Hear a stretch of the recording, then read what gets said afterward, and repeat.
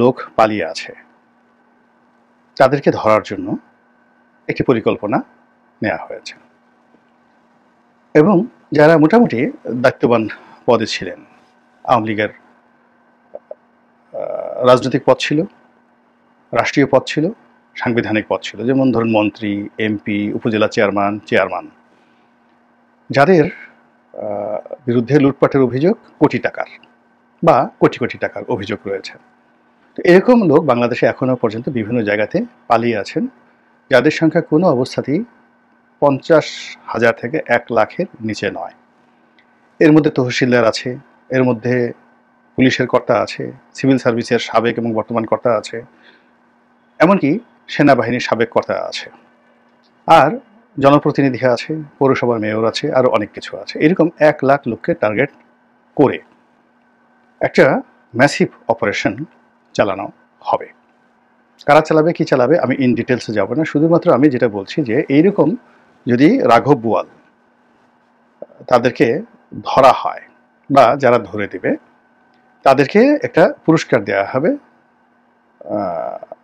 Per piece, যেটা আমরা এখানে বললাম যে পার পিস 5 লাখ টাকা করে তাদেরকে পুরস্কার দেওয়া হবে। এখন এটি যদি একজন রিকশাওয়ালা ধরিয়ে দেয়, তাকেও 5 লাখ টাকা দেওয়া হবে। যদি কোনো ছাত্র বা সমন্বয়ক ধরিয়ে দেয়, তাকেও 5 লাখ টাকা দেওয়া হবে। কারা দেবে, কী দেবে, আপনারা সেটা বুঝে নেন। এটা কেন হঠাৎ করে এই সিদ্ধান্ত নেওয়া হচ্ছে? এটা কোনো মব তৈরি করা হবে না, এটা নিয়ে অতীতে যে ভুলগুলো হয়েছে কোনো বাড়ি তল্লাশি করা হবে না। অর্থাৎ এদেরকে একেবারে চাক্ষুষ তাদের পিছনে যেভাবে গোয়েন্দাগিরি করে কোনো একটা মানুষকে ধরা হয়, এভাবে আওয়ামী লীগের লোকজনদেরকে ধরানোর জন্য বা ধরিয়ে দেওয়ার জন্য মোটামুটি একটা মাস্টার প্ল্যান চালু রয়েছে। এর মাধ্যমে দুটো কাজ করা হবে। প্রথম কাজ করা হবে যে আওয়ামী লীগের সেই লোকটিকে ধরার সঙ্গে সঙ্গে সংশ্লিষ্ট এলাকাতে আওয়ামী লীগের লোকজনের মধ্যে আতঙ্ক ছড়িয়ে পড়বে। সেই লোকটির ব্যবসা বাণিজ্য, তারপরে তার যে টাকা পয়সা, এগুলো সবই তার প্রতিপক্ষের করায়ত্তে চলে আসবে এবং সরকার তাদেরকে গ্রেপ্তার করে জেলখানায় ঢুকাতে পারলে এটি সরকারের একটা সফলতা হিসেবে বিবেচিত হবে। এই গেল এক। 2 নম্বর হলো যে যারা পালিয়ে আছেন তাদের একটা বিরাট অংশ তাদের সহায় সম্পত্তি, ধন সম্পদ সবকিছু এই মুহূর্তে হয় বিএনপি নতুবা জামাত। তাদের যারা স্থানীয় নেতা রয়েছেন, অনেক ক্ষেত্রে কেন্দ্রীয় নেতা রয়েছেন, তারা এগুলো তদারক করছেন।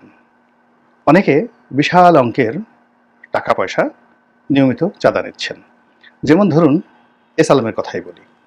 এস আলমের একটা ফ্যাক্টরি যদি চলে, তো এটা চলার জন্য যে এলাকাতে তার ফ্যাক্টরি চলে সে এলাকার 100 জন গুন্ডাকে, পান্ডাকে, আওয়ামী বিরোধী শক্তি যারা একসময় ছিল তাদেরকে ধরেন উনি টাকা দিচ্ছেন। আবার এই 100 লোককে ম্যানেজ করার জন্য চট্টগ্রামে যদি হয়, চট্টগ্রামের আরও 2 জন কেন্দ্রীয় নেতাকে আরও একটু বেশি টাকা দিচ্ছেন।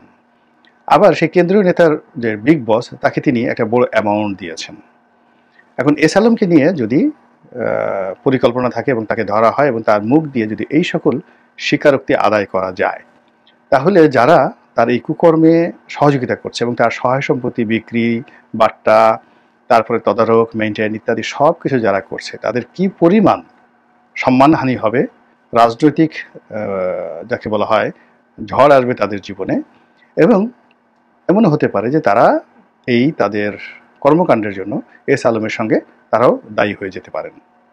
তো কাজেই এভাবে যদি রাজনীতির অঙ্গনে মোটামুটি আওয়ামী লীগের 1 লক্ষ লোককে টার্গেট করে যদি 1000-5 লোককে ধরা যায়, আর সেই 5000কে টার্গেট করে সেই 5000 লোকের সাথে সম্পৃক্ত যদি আরও 1015 লোক ধরা যায়, তাহলে পুরো রাজনৈতিক অঙ্গনে রীতিমতো মৌচাকে ঢিল পড়লে যেভাবে মধু রেখে দৌড়দৌড়ি করে এবং সমস্ত মৌমাছিরা পালিয়ে যায়, বা মৌচাকে যদি ধোঁয়া দেওয়া হয়, আগুন দেওয়া হয়, তাহলে যেভাবে সমস্ত মৌমাছি পালিয়ে যায় আর মৌয়াল যারা রয়েছে তারা মধুটা সংগ্রহ করে নিয়ে আসে, ঠিক ওইরকম একটা পরিবেশ পরিস্থিতি তৈরি হবে। আওয়ামী লীগের শীর্ষ ধরুন 20-25 জন নেতা, যাদের সবার বিরুদ্ধেই 2000, 4000, 5000 কোটি টাকা তছরূপ করার অভিযোগ রয়েছে, তারা তাদের টাকার একটা বিরাট অংশ বিদেশে পাচার করেছেন।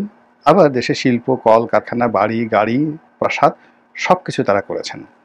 খোঁজ নিয়ে দেখেন তো যারা এই ঢাকার আশেপাশে এইরকম আওয়ামী লীগের যারা নেতা, তাদের সহায় সম্পত্তি কারা তদারক করছেন, কারা দেখভাল করছেন, কারা তাদেরকে সিকিউরিটি দিচ্ছেন ইত্যাদি সব কিছু। এবং এই জায়গাটাতে মোটামুটি সরকার একটা আঘাত করতে চাচ্ছে যে তলে তলে তোমরা সবাই ভাই বোন হয়ে যাবা এবং এক জালেম আর এক জালেমের বন্ধু হয়ে যাবা, এক চোর আর এক চোরের বন্ধু হয়ে যাবা, আর আমাকে তোমরা সকাল বিকেলে খোঁটা দেবা, তা হবে না, তা হবে না, তা হবে না। ফলে এই দুর্গে আঘাত করার জন্য, এই মৌচাকে ঢিল দেওয়ার জন্য বা এই মৌচাক থেকে মধু সংগ্রহের জন্য রাষ্ট্র যদি শক্তি প্রয়োগ করে, রাষ্ট্র যদি কৌশল প্রয়োগ করে, ক্ষতি কি? যদি এরকম দুষ্ট লোকদের টাকা, সেটা 2 লক্ষ কোটি টাকা হোক, মানে এদের সহায় সম্পত্তি যদি বাজেয়াপ্ত করা হয়, কম করে হলেও তো 2 লক্ষ কোটি বা 5 লক্ষ কোটি টাকা খুব ইজিলি রাজস্ব মানে খাতের বাইরে গিয়ে সরকার বাজেয়াপ্ত করে রাষ্ট্রীয় কোষাগারে জমা দিতে পারে, এবং এটি সরকারের জন্য একটা বিশাল ব্রিদিং টাইম। ফলে কারো 1 কোটি টাকা বাজেয়াপ্ত করার সুযোগ পেয়ে, কারো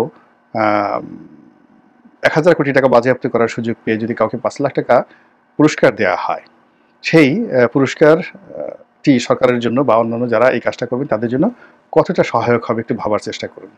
এবং এই কাজটি করার জন্য ইতিমধ্যে এজেন্ট নিয়োগ করা হয়েছে, ইতিমধ্যে বিভিন্ন লোকদেরকে রিক্রুট করা হয়েছে।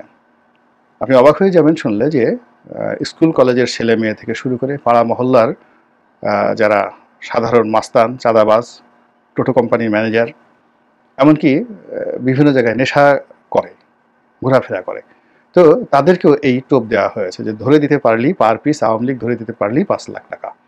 এবং এটি এই আমাদের ঈদের বন্ধ চলে গেছে, এখন শুরু হলো এপ্রিল মাস। এপ্রিল মাসের 15 তারিখের পরের থেকেই এই জিনিসগুলো দেখতে পাবেন।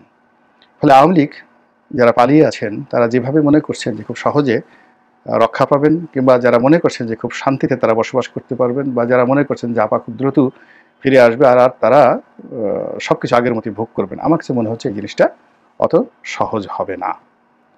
আর এই যে কর্মকাণ্ডগুলো ঘটছে, এখানে সরকার কতটুকু করতে পারবেন বা পারবেন না, সরকার আদৌ এখানে ইনভলভমেন্ট আছে কি আছে না, বা এটা কি অন্য কোনো রাজনৈতিক শক্তি করছেন, আওয়ামী বিরোধী শক্তি করছেন, এটা আমি ডিটেলস বলবো না, যখন ঘটনা ঘটবে আপনারা তখনই দেখতে পাবেন। কিন্তু মূল ব্যাপার হলো এটি আমাদের অর্থনীতির চাকাকে উল্টো পথে ঘুরিয়ে দেবে, রাজনৈতিক সংহতি, বিশ্বাসযোগ্যতা নষ্ট হয়ে যাবে। এবং এই মুহূর্তে যতটুকু রাজনীতির বিশ্বাসযোগ্যতার সম্পর্ক রয়েছে, তখন সবাই মনে করবে এটা ও আমার সাথে মুনাফিকি করলো, এটা আমার সাথে বেইমানি করলো, এটা নিয়ে আন্ডারওয়ার্ল্ড বলতে গেলে তৎপর হয়ে পড়বে। তো কাজেই এই যে ঘটনাগুলো ঘটছে, এটার মূলের যে মোদ্দা কথা সেটা হলো যে আসলে কোনো অন্যায় চাপা দেওয়া যায় না, কোনো হারাম উপার্জন সম্পূর্ণ গিলে খাওয়া যায় না। প্রকৃতি এমন একটা জিনিস যে আপনি আপনার কুকর্মের ফল এই দুনিয়াতেই ভোগ করে যেতে হবে, এবং হারাম জিনিস সেটা অর্থ হোক, বিত্ত হোক, যা কিছু আপনি অর্জন করেন না কেন, এটি আপনাকে ভোগাবে, একেবারে কবরে যাওয়া পর্যন্ত ভোগাবে। আর আপনি যদি আখিরাতে বিশ্বাস করেন, সেখানে তো বলাই বাহুল্য, যা কিছু হবে তার ওয়াজ হুজুররা করেন, সাধু সন্ন্যাসীরা কীর্তনের সেই কথাগুলো বলেন। তো কাজেই এত শিক্ষা থাকার পরেও, এত বাস্তব উদাহরণ থাকার পরেও অতীতে কেন আওয়ামী লীগের লোকজন এই কাজ করেছেন, তার আগে কেন বিএনপির লোকজন এই কাজ করেছে, আবার এখন কেন অনেকেই যাদের বিরুদ্ধে অভিযোগ আছে তারা এই কাজগুলো কেন করে চলেছেন, আমার কিন্তু মাথায় ঢুকে না। আমি নিজে আমার কর্মজীবনে দেখেছি যে আপনি যদি পরিশ্রম করেন, আল্লাহ রাব্বুল আলামিন আপনার পরিশ্রমে বরকত দেন। আপনি যদি পরিশ্রমের সঙ্গে জ্ঞান, গরিমা, বুদ্ধি, প্রজ্ঞা যুক্ত করেন, আপনি কোথাও ঠকবেন না। আপনি যদি সাহসী হন, পৃথিবীর অনেক সম্ভাবনা আপনার জন্য অপেক্ষা করে। আপনি যা চান তাই আসবে, তাই ঘটবে, এবং তাই আপনি পাবেন। তো কাজেই নিজের হাতকে শক্তিশালী না করে, নিজের মস্তিষ্ককে শক্তিশালী না করে, শরীরকে পরিশ্রমের জন্য শক্তিশালী না করে কেন আমি টেন্ডারবাজি, চাঁদাবাজি, চুরি চামারি, ঘুষ, দুর্নীতি, রাহাজানি এই সমস্ত কর্মে নিযুক্ত হয়ে এখন পশুর মতো, পশু এইভাবে পালায় না। এখন যারা পালিয়েছেন তাদের যে দুর্বিষহ জীবন, এটি শেয়ালের জীবনের চেয়ে নিকৃষ্টতর। শেয়াল রাতে বের হয়, কাক্কা হওয়া করে, আর দিনের বেলা পালিয়ে থাকে।